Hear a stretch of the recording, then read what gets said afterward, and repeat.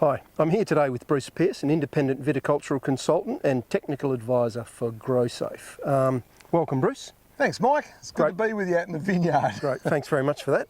So what I'll get to ask you about is some of the range of GrowSafe, what's in those products, and the best way to use them.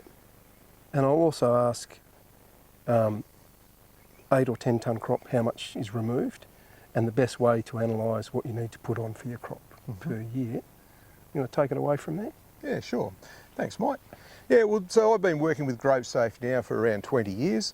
My interest in GrowSafe started with growing grapes and trying to maximise colour, flavour and aroma. And I realised early on in the piece that there was soil microbes in the soil, and the importance of collecting data, so soil analysis, to work out what our limiting factors were in our vine and wine production.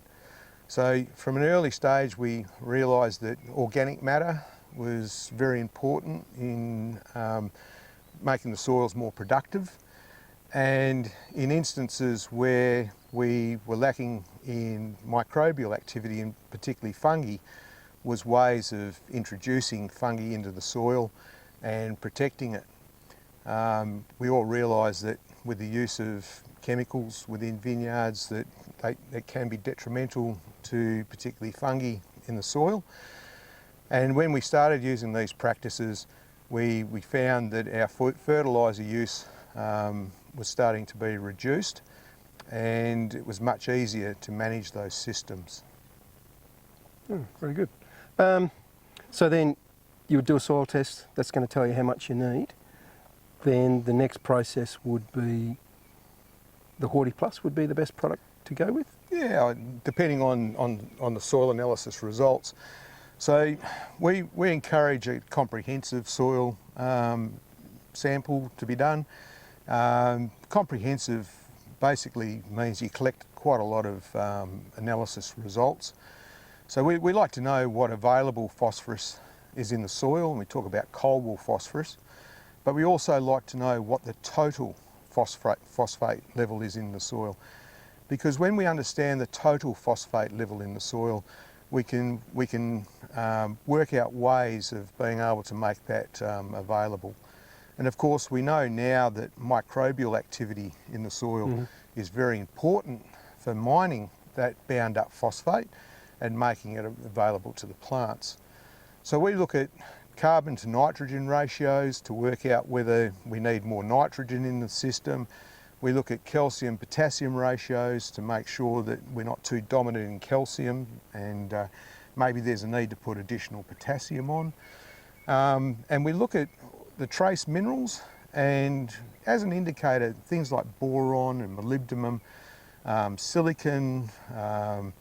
We also look at selenium and cobalt, although they're probably more important with livestock, but they're still very important within microbial health and metabolism, and many, many other trace minerals.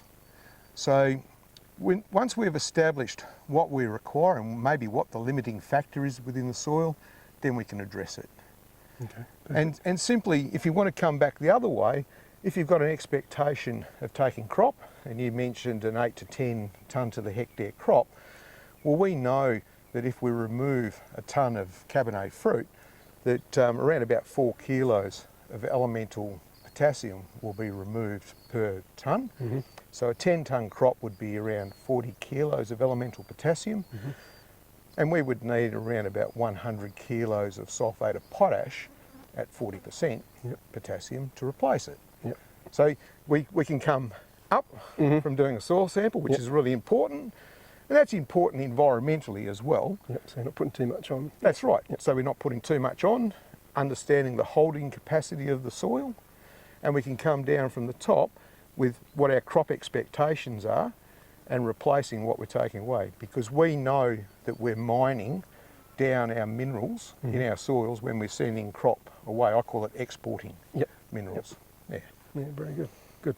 So the role the microbes play, that's a pretty important part for the whole system to work? Yeah, well, science is is gaining more and more knowledge, and you know, I use like stimulus, if you like, and one of the stimulus that I found just recently was called the Jasmonic Acid Pathway, and if you can Google it, and guys, Google it, have a read of what Jasmonic Acid Pathway is about, and it explains how microbes work with plants to stimulate the plant's immune system to help it grow and to produce a crop that's less susceptible to pest and disease. Once you've got that concept, then you can work back down towards improving your organic matter in your soil and getting your microbial health and well-being correct. So those GSs, they're added to the fertiliser, so when you put it out, they're ready to go. Yeah, so GS Grow Safe, that's our brand, Yep. and it's a microbial formulation that we've made up for our business, and proven over 20 odd years.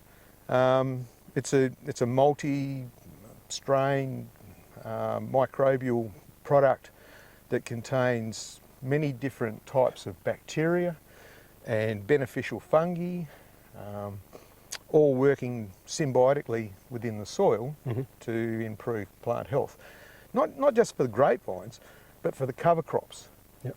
And there's science. So whole floor management. Oh, yeah, and there's science that demonstrates that there's a relationship between the plants growing in the mid-row and the grapevines.